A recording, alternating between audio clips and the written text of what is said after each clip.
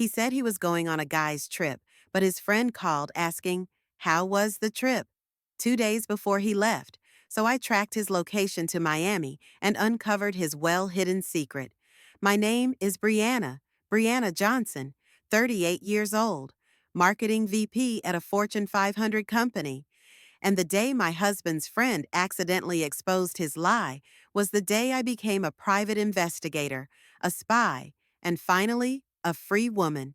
This is the story of how one phone call, 2 days early, unraveled 5 years of lies and gave me back my life. It was a Wednesday evening, normal day. I was making dinner when my phone rang, unknown local number. Hello? Hey, Brianna, it's Marcus, Marcus Coleman. Is Terrell around? Marcus, one of Terrell's college buddies. Nice guy. We saw him maybe twice a year at cookouts. Hey, Marcus. No, he's still at work. Should be home in about an hour. Want me to have him call you? Yeah, that'd be great. I just wanted to say congrats on the promotion and thanks again for that trip. Miami was incredible, man. Y'all picked the perfect spot. My blood ran cold. I'm sorry, what trip? The Miami trip last weekend? The resort y'all stayed at was fire. I was telling my wife we need to go back. Last weekend, Terrell and I had been home all weekend, together. We'd gone to dinner Saturday night, watched movies Sunday, never left the city. Marcus, I think you have us confused with someone else.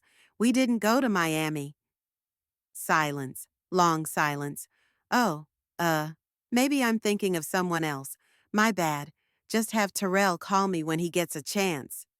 He hung up quickly, too quickly. I stood there holding my phone, heart pounding, mind racing. Marcus had thanked us for a Miami trip last weekend that we definitely didn't take, unless Terrell went without telling me, which made no sense, or unless Terrell told Marcus he went with me when he actually went with someone else. I pulled up my calendar. Last weekend was clear. No work trips for either of us. No plans. Just a quiet weekend at home. Or so I thought. I tried to remember the details. Saturday. We'd slept in. Terrell said he was running errands. Was gone most of the day. Came home around 5. We went to dinner at 7. Sunday. He played basketball with the guys in the morning. Was gone for hours. Came home sweaty around 2. We watched movies the rest of the day. Now that I thought about it, I hadn't actually seen him Saturday during the day. Or Sunday morning. Just trusted he was where he said he was. What if he wasn't? What if Marcus wasn't confused? What if Terrell had told Marcus he was in Miami with me? But if Terrell went to Miami last weekend, how could he have been home Saturday night and Sunday afternoon? Unless he flew there and back the same day? That seemed impossible. Or unless Marcus was talking about a different weekend. A future trip, maybe? I needed more information. So I did something I'd never done before, something I'd always promised myself I wouldn't do. I went through Terrell's things, started with his home office, his desk drawers, files, nothing unusual, work documents, bills, normal stuff. Then his computer, locked, password protected. I tried our anniversary, his birthday, my birthday, nothing worked. His briefcase, more work files, business cards, receipt for a coffee from yesterday. Then I saw it. A folder pocket on the inside of his briefcase. Something sticking out. I pulled it out. A hotel key card. The kind they give you at check-in. Fontainebleau, Miami Beach. Room 1247. Check-in date, 3 days ago. Check-out, today. My hands started shaking. 3 days ago. That was Sunday. Terrell was supposed to be playing basketball Sunday morning.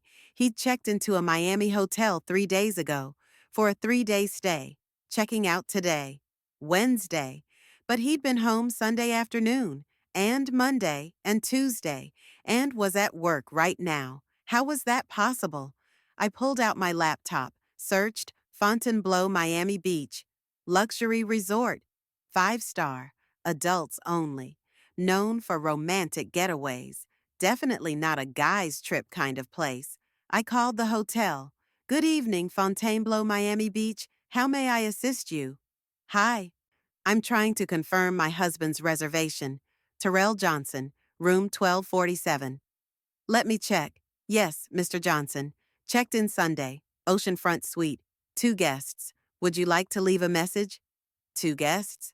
Yes, ma'am. The reservation shows 2 adults. And they're currently at the property? Let me see. Yes, their keys were used to access the room about an hour ago. An hour ago. 6 p.m., when Terrell was supposedly at work wrapping up for the day. Thank you, I managed to say before hanging up. Terrell was in Miami, right now, with someone, in a romantic oceanfront suite, while I sat home making dinner for him. My phone rang. Terrell.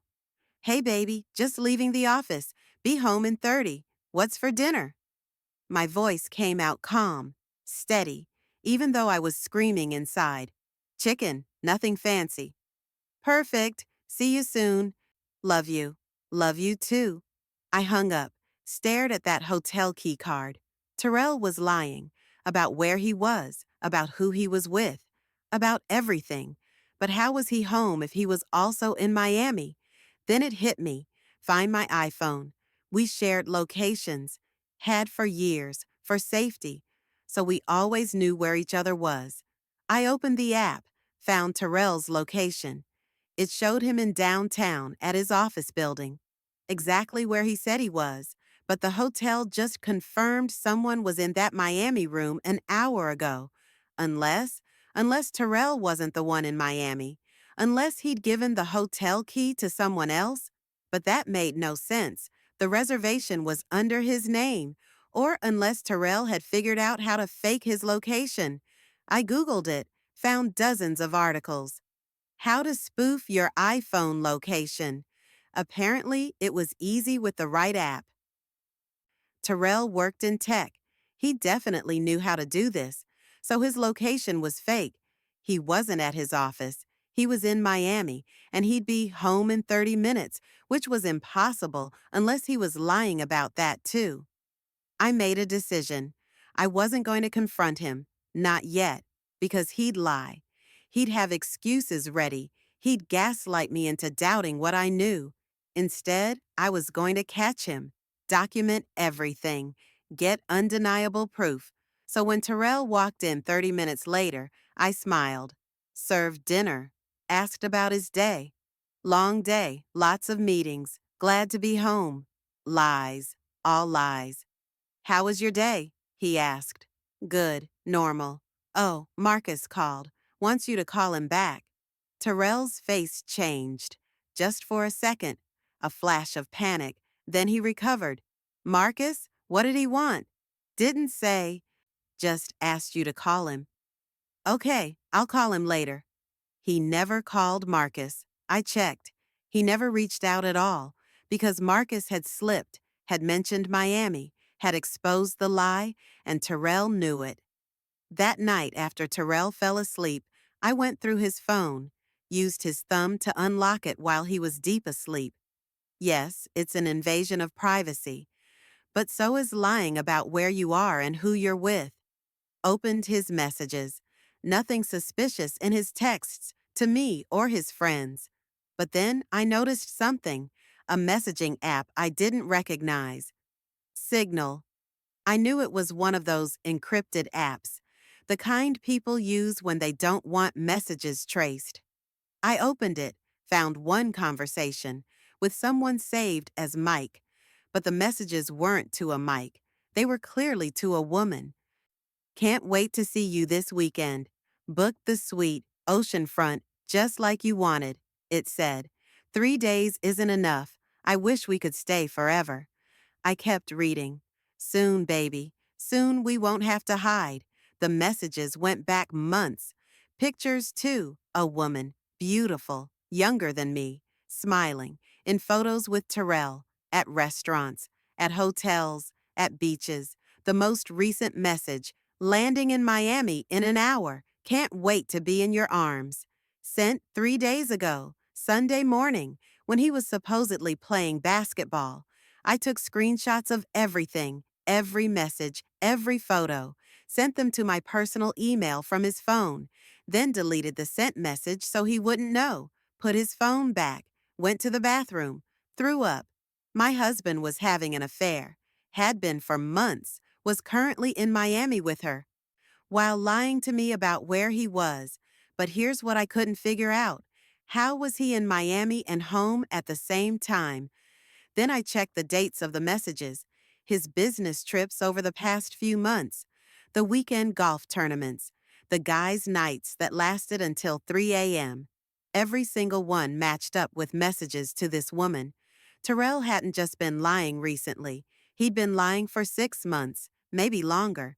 The next morning, Terrell announced he was going on a guys' trip this weekend, leaving Friday, back Monday. Marcus and some of the crew. Quick trip to Vegas. You know how it is. Vegas? That sounds fun. When did you plan this? I asked. Few weeks ago. I mentioned it, remember? He said. He hadn't. He was lying. Again. Oh, right. Sorry, I forgot. Have fun, I said casually. You sure you're okay with it? I can cancel if you need me here, he said softly. No, go. Have fun with the guys. I insisted. He smiled, kissed my forehead. You're the best. I'll make it up to you when I get back. As soon as he left for work, I called the Fontainebleau in Miami. Hi, I need to confirm a reservation. Terrell Johnson, this weekend. Let me check. Yes, Mr. Johnson has a reservation Friday through Monday. Oceanfront suite. Same room as last time. Would you like to make any changes? No changes, just confirming. Thank you. So there it was. Terrell had told me he was going to Vegas with the guys, but he'd actually booked Miami with his girlfriend. And somehow, he planned to make me think he was in Vegas while he was really in Miami. I needed to know how, and who she was, and what his plan was. So I did something crazy. I called a private investigator. Her name was Linda, 50s, former cop, no nonsense. You think your husband is cheating? I know he is. I need to know how he's pulling it off. I showed her everything, the hotel key, the messages, the fake location. He's using a location spoofing app, Linda explained. Probably leaves his phone at work or with a friend. That way, if you check his location, it shows him where he's supposed to be. Meanwhile, he's actually somewhere else with his burner phone or using her phone. Can you track him, follow him, document everything? Absolutely. What's your budget? Whatever it takes. Friday came. Terrell packed his bag, kissed me goodbye. Off to Vegas with the boys. I'll call you tonight. He said so casually. Have fun. Win some money. I said, smiling. He left. I watched him drive away. Then I called Linda. He just left. I'm on it. The voice over the phone replied. Linda followed him. To the airport. She texted me updates. He's at departures, American Airlines. Buying a ticket, Miami, leaves in 90 minutes. She kept updating me. He's through security, gate C7. Boarding now. Miami, not Vegas, just like I knew. What do you want me to do? Linda texted. I can fly down, document everything. Or you can let him think he got away with it. I thought about it. Option 1. Let Linda follow him. Get photos. Come home with evidence. Option 2. Something bold. Something he'd never expect. I'm coming to Miami, I texted Linda. Book me on the next flight. I'll meet you there. I landed in Miami at 7 p.m. Linda picked me up. You sure about this? She asked. Positive. Where is he? Fontainebleau. Checked in an hour ago. Room 1247. Same room as before. And the woman? Her name is Simone. Simone Parker, 28. Works as a dental hygienist. Lives here in Miami. They've been seeing each other for 7 months. Does she know he's married? I don't think so. Her social media makes it look like she thinks they're in a real relationship, posting couple photos. calling him her boyfriend. No indication she knows about you. So Terrell had been lying to both of us, telling me he was traveling for work or with the guys, telling her he was single or available. What's the plan? Linda asked. I'm going to confront him tonight in front of her, but I need proof first. Can you get into the hotel? Document them together? I can get photos from a distance, public areas, but I can't go in their room. What if I go in? How? You're not on the reservation. I smiled. I'm his wife. That room was booked with a credit card I'm listed on. I have legal right to access it. Linda raised her eyebrows. This is going to be interesting. We drove to Fontainebleau. Gorgeous hotel, beachfront, expensive, the kind of place Terrell never took me because he was saving money. I walked up to the front desk, confident, calm. Hi, I'm Mrs. Johnson. My husband checked in earlier. Terrell Johnson, room 1247. I was supposed to meet him here, but I don't have a key. The clerk smiled. Of course. Let me just verify. ID, please. I showed her my driver's license. Brianna Johnson. And you're listed on the reservation? I should be. It's our anniversary trip. She typed. Frowned slightly. I show the reservation under Terrell Johnson with one guest, but you're his wife? Yes, he probably just booked it under his name. Can you add me? I'd love to surprise him. Let me check with my manager. She walked away. I held my breath.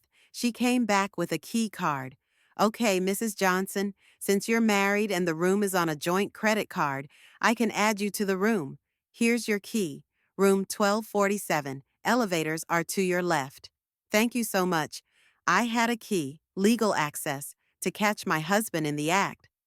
Linda waited in the lobby. I went to the 12th floor, stood outside room 1247, took a deep breath. I could hear voices inside, laughing, music playing. I knocked. The laughing stopped. Footsteps. The door opened. A woman, Simone, in a hotel robe, hair wet, clearly just out of the shower. Can I help you? I'm looking for my husband, Terrell Johnson. I believe he's in this room. Her face changed, confused, then alarmed. Your husband? Yes, Terrell Johnson, my husband of 8 years. She stepped back. There must be a mistake. No mistake. Where is he? Terrell appeared behind her, towel around his waist, hair wet, fresh from the shower. His face went white, completely white. Brianna, what are you doing here? What am I doing here? What are you doing here? You're supposed to be in Vegas with the guys. Simone looked at Terrell. Terrell, what is she talking about? Who is this woman? I'm his wife, have been for 8 years. Who are you? I said on the top of my voice. His girlfriend. We've been together for 7 months.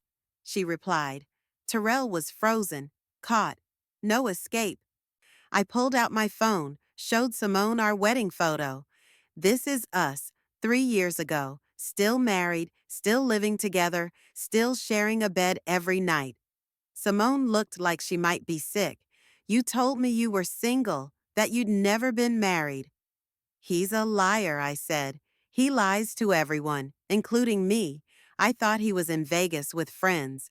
Apparently, we're both here surprising each other. Linda knocked on the door, held up her phone. Brianna, you need to see this. I stepped into the hallway. Linda showed me her phone, security footage from the hotel, from previous weekends. I convinced the security manager to show me footage from Terrell's previous stays. The footage showed Terrell, with Simone, checking in, checking out. But there was more. Look at this, Linda said. From 3 months ago. The footage showed Terrell checking in, but not with Simone, with a different woman, redhead, petite. And this, from 5 months ago, she mentioned. Different woman, blonde, taller. Terrell's been bringing different women to this hotel for at least 6 months. Simone is just the current one. I felt dizzy. This wasn't just an affair. This was a pattern, multiple women, multiple lies. I went back into the room. showed the footage to Simone. You're not the only one. He's brought at least 3 different women here over the past 6 months. Simone started crying. I thought he loved me. I thought we were building something real. He doesn't love anyone. He loves lying. He loves the game. Terrell finally spoke. Brianna, let me explain. Explain what? That you're a serial cheater? That you've been lying to me for years? That you've been stealing time and money and trust from everyone who cares about you? I made mistakes. Mistakes? Plural? You've been deliberately deceiving multiple women for months. That's not a mistake. That's who you are. I pulled out an envelope from my bag, handed it to him. These are divorce papers. I had them drawn up yesterday. You've been served. His jaw dropped. You can't just. I can. I did. My lawyer is filing them Monday morning. You have 30 days to respond. This is crazy. Over one mistake. One mistake? Are you serious right now? You've been having affairs for months, lying about where you are, faking your location, gaslighting me into thinking I'm paranoid when I'm actually right. I looked at Simone. I'm sorry you got caught up in this. He lied to both of us. How did you find out? She asked. His friend Marcus called 2 days ago, asked how Miami was. But according to Terrell's story, Miami wasn't until this weekend, the trip that was supposed to be Vegas. His friend exposed the lie 2 days early. Simone shook her head. I'm such an idiot. You're not an idiot. You trusted someone who lied expertly. That's on him, not you. I wasn't done. I pulled out more papers from my bag. I also did some digging into our finances, since apparently I can't trust you about anything. I handed papers to Terrell. This is a credit card statement for a card I didn't know about. In your name only, $47,000 in charges over the past year. Terrell's face went from white to red. Hotels, flights, dinners, jewelry, all on trips with women who weren't me. You spent $47,000 of our money on affairs. That's my card, he started saying. That you paid with money from our joint savings account. I checked. You've been transferring money every month to pay it off. Money that was supposed to be for our future, for a house, for kids someday. You stole it to fund your lies. Simone gasped. You bought me things with money you stole from your wife? I didn't steal, he retorted. What would you call it? I asked. Taking money from joint accounts without telling your spouse to pay for affairs? That's theft. And I'm pressing charges. You're bluffing. Try me. My lawyer says we have a solid case for financial fraud in a marriage. Plus, you forged my signature on some credit card applications. That's felony fraud. That was a bluff, but he didn't know that. Terrell sat down on the bed, head in his hands. What do you want from me? Nothing. I want nothing from you. The divorce papers give me the house, the cars, all joint savings minus what you stole, which you'll be paying back. You get your debt and your lies. That's it. After 8 years, this is how it ends? He asked, his voice low. No, 8 years ago is how it should have ended, before I wasted time on someone who wasn't worth it. This is just me finally seeing clearly. I walked to the door, stopped, turned back. One more thing. I contacted the other women from the security footage, told them about each other, about you, about the lies. They're all willing to testify in the divorce about your pattern of deception. So if you try to fight this, try to claim I'm lying, you'll have 4 women telling the same story. Terrell looked defeated. You really thought of everything. I'm good at my job. You should have remembered that before you tried to scam me. I walked out. Linda was waiting in the hallway. You good? She asked. I'm perfect. Let's go home. The divorce was finalized in 6 months. Fastest divorce I'd ever heard of. Terrell didn't fight it, couldn't fight it. The evidence was overwhelming. I got everything I asked for. The house, the cars, most of the savings. He had to reimburse me for the $47,000 he'd spent on affairs. Plus, he had to pay my legal fees. He lost everything. And honestly, he deserved it. Simone reached out to me 2 months after Miami. Brianna, I wanted to apologize again and thank you. For what? For showing me who he really was before I wasted more time. I was falling in love with him, planning a future. If you hadn't shown up, I might have stayed with him for years before finding out the truth. How are you doing? Better, in therapy, learning to trust my instincts. And I started dating someone new, someone honest. That's good. You deserve honesty. So do you. Are you seeing anyone? Not yet. I'm focusing on me, rediscovering who I am without Terrell. It's been good, peaceful. I'm glad. You handled everything with so much strength. You're an inspiration. Just did what I had to do. Protected myself. Trusted my gut when something felt off. Marcus called me after the divorce. Brianna, I'm so sorry. I had no idea when I called that day. Marcus, you saved me. That slip-up exposed everything, made me start investigating. If you hadn't called 2 days early, I might not have known for months, maybe years. So, thank you. I feel terrible that I was part of it. I had no idea Terrell was lying to you. He told me you knew about Miami, that you were cool with him having time with friends. He lied to everyone. Don't feel bad. You're a good friend who accidentally told the truth. A year after Miami, I'm in a completely different place. Bought a new condo, downtown, city views, modern, no memories of Terrell. Got promoted at work, VP to senior VP. More money, more respect, more power. Started dating, met someone through friends. His name is David, accountant, honest to a fault. Shows me his phone without being asked. Tells me where he's going, when he'll be back. Complete transparency, the opposite of Terrell. I believe in full honesty, David told me on our first date. Life's too short for games. If I say I'm going somewhere, I'm going there. If I say I'll call, I'll call. No surprises. It's refreshing and healing. I think about that phone call sometimes. Marcus calling 2 days early, asking about a trip that hadn't happened yet. Such a small slip. But it unraveled everything.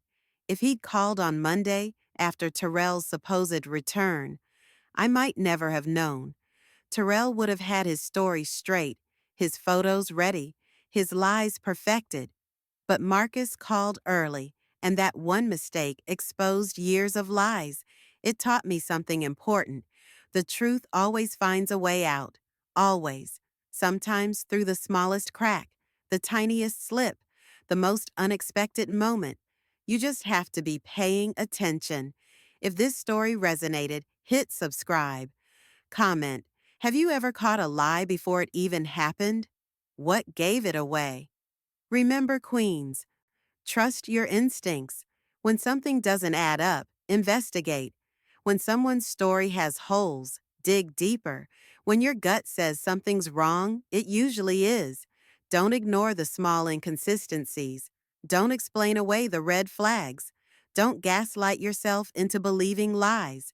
Pay attention, document everything, protect yourself, and know that you deserve complete honesty, full transparency, real love. Anything less, walk away. Keep your crown on, Queen. Stay alert, stay smart, stay free. Until next time.